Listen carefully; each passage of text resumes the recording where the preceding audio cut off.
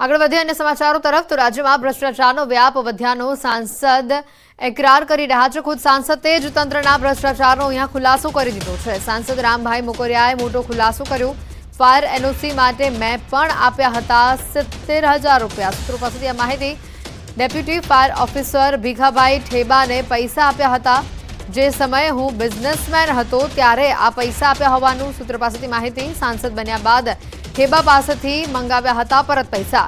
ભીખાભાઈ ઠેબાને કવરમાં 70,000 નાખી પરત કર્યા હતા. રાજકોટ મનપામાં પૈસા વગર કોઈ કામ થતું નથી. આ સાંસદ દ્વારા ગંભીર આરોપ લગાવવામાં આવ્યો છે. સાંસદે જ અહીંયા તંત્રના ભ્રષ્ટાચારનો મોટો ખુલાસો કર્યો હોય તેવા આ સમાચાર. સાંસદ રામભાઈ મોકરિયાએ આ સમગ્ર ઘટનાક્રમને લઈને મોટો ખુલાસો કર્યો છે. મોટો ભ્રષ્ટાચારનો આરોપ લગાવ્યો છે. ભ્રષ્ટાચારનો વ્યાપ વધ્યાનો સાંસદનો જ એકરાર અહીંયા સામે આવ્યો છે. ભીખા ઠેબાએ કવરમાં 70,000 પરત કર્યા હતા. સૂત્રો પાસેથી આ માહિતી. રાજકોટ મનપામાં પૈસા વગર કોઈ કામ થતું નથી. આ ખુદ સાંસદ રામભાઈ મોકરિયાએ આરોપ લગાવ્યો છે. ભ્રષ્ટાચારનો વ્યાપ વધ્યાનો સાંસદનો આ એકરાર. ભીખા ઠેબાએ કવરમાં 70,000 રૂપિયા પરત કર્યા હોવાનું સૂત્રો પાસેથી માહિતી. આ સમગ્ર ઘટનાક્રમ જે બહાર આવ્યો. ફાયર એનઓસી માટે મેં પણ રૂપિયા આપ્યા 70,000. ડેપ્યુટી ફાયર ઓફિસર ભીખાભાઈ ઠેબાને પૈસા આપ્યા હોવાની માહિતી સૂત્રો પાસેથી સામે આવી રહી છે.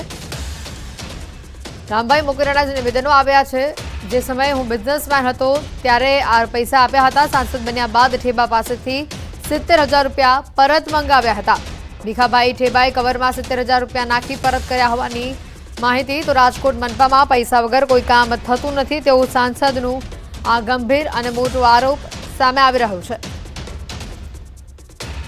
ભ્રષ્ટાચારનો વ્યાપ વધ્યાનો સાંસદ જ વાત કરી રહ્યા છે. કારણ કે જે રીતની આખી આ ઘટના સામે આવી, જે આરોપ સામે આવ્યા, સૂત્રો પાસેથી જે માહિતી સામે આવી રહી છે, સાંસદ રામભાઈ મોકરિયાએ આ સમગ્ર ઘટનાક્રમને લઈને મોટો ખુલાસો કર્યો છે.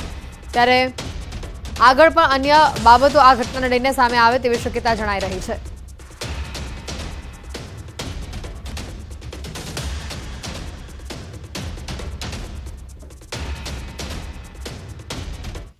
અને હવે વાત કરીશું અગ્નિકાંડના પોસ્ટમોર્ટમની.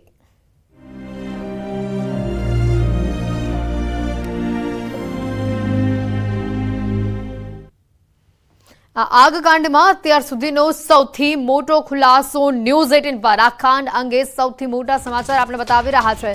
આ કાંડનું પોસ્ટમોર્ટમ ન્યૂઝ 18 નું સુપર એક્સક્લુઝિવ.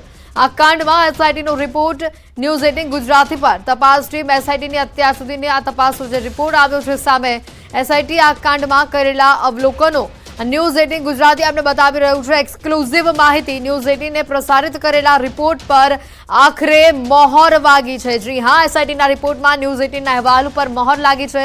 ન્યૂઝ 18ને 26મી મે જ આ રિપોર્ટ, આ અહેવાલ પ્રસારિત કર્યો હતો.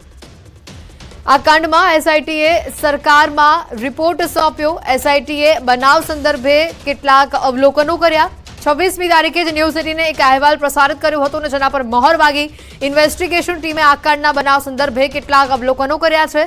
એસઆઈટીના રિપોર્ટની અંદર 3 સૌથી મોટા અવલોકન. આ કાંડમાં એસઆઈટીએ 3 સૌથી મોટા અવલોકનો કર્યા છે, જેમાં ટીઆરપી ગેમ ઝોનમાં પ્રવેશ માટે અને બહાર નીકળવા માટે માત્ર એક જ રસ્તો.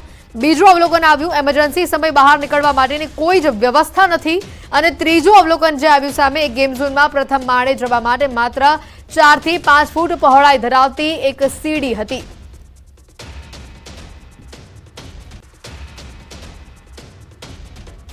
તો એસઆઈટીનું પોલીસ, મનપા, માર્ગ મકાન વિભાગ અંગે પણ અવલોકન સામે આવ્યું છે. પોલીસ વિભાગ માટે એસઆઈટીના 4 મોટા અવલોકનો, જેમાં પોલીસ વિભાગના લાયસન્સ શાખાના તત્કાલીન પીઆઈ એનઆઈ રાઠોડ અને રાજકોટ તાલુકા પોલીસ સ્ટેશનના તત્કાલીન પીઆઈ વીઆર પટેલ લાયસન્સ આપતા સમયે ગંભીર નિષ્કાળજી દાખવી હોવાનું ટાંક્યું છે. આ એસઆઈટીના અવલોકનમાં સામે આવ્યું છે. એસઆઈટીનું અવલોકન છે કે ફાયર એનઓસીની ચકાસણી બંને પીઆઈએ નહોતી કરી. ટેમ્પરરી સ્ટ્રક્ચરના ઓઠા હેઠળ મનપાની મંજૂરી નહોતી લેવાઈ. પીજીવીસીએલનો અભિપ્રાય લેવામાં નથી આવ્યો. તત્કાલીન પીઆઈ વીઆર પટેલે સ્થળ ઉપર ખરાઈ કર્યા વગર જ જુદા જુદા વિભાગમાંથી જરૂરી પ્રમાણપત્રો મેળવ્યા વગર લાયસન્સ આપવા બાબતે પોતાનો હકારાત્મક અભિપ્રાય આપ્યો હતો. એસઆઈટીની રાજકોટ મનપાની કામગીરી અંગે અવલોકન આવ્યું છે તો એસઆઈટીએ મનપાની કામગીરી અંગે કુલ 6 જેટલા અવલોકનો કર્યા છે। ટીઆરપી ગેમ ઝોન છેલ્લા 3 વર્ષથી વધારે કાર્યરત હતું। પાકું બાંધકામ પણ જણાઈ આવ્યું હતું, છતાં પગલાં લેવામાં ન આવ્યા। ટેમ્પરરી સ્ટ્રક્ચરના બહાને છૂટ આપવામાં આવી હતી અને 3 વર્ષ કરતાં વધુ સમયથી તે ચાલતું હતું। જગ્યા બિનખેતી હોવાથી ગેમ ઝોન જેવી કમર્શિયલ પ્રવૃત્તિ ચલાવી ન શકાય। સ્થાનિક assistant town planning officer Gautam Joshi અને આસિસ્ટન્ટ એન્જિનિયર જયદીપ ચૌધરીએ ગેમ ઝોન વિરુદ્ધ કોઈપણ જાતની કાર્યવાહી ન કરી। સ્થાનિક સ્ટેશન ફાયર ઓફિસરે કોઈ ચકાસણી ન કરી હોવાનું સામે આવ્યું છે। તો આ સાથે જ એસઆઈટીનું માર્ગ અને મકાન વિભાગ અંગે પણ અવલોકન અહીંયા આપને બતાવી રહ્યા છે। આ સુપર એક્સક્લુઝિવ માહિતી ન્યૂઝ 18 આપને બતાવી રહ્યું છે, જેમાં મદદનીશ કાર્યપાલક ઇજનેર પારસ કોઠિયાએ સ્થળ વિઝિટ નહોતી કરી। જી હા, કોઈ પણ પ્રકારની સ્થળ વિઝિટ નહોતી કરાઈ। નાયબ કાર્યપાલક ઇજનેર એમઆર સુમાએ સ્થળ વિઝિટની ખરાઈ નથી કરી। પ્રથમ માળથી ગ્રાઉન્ડ ફ્લોર આવવા માટે સીડીની પૂરતી કોઈ જ પ્રકારની વ્યવસ્થાની ખરાઈ કરાઈ ન હતી।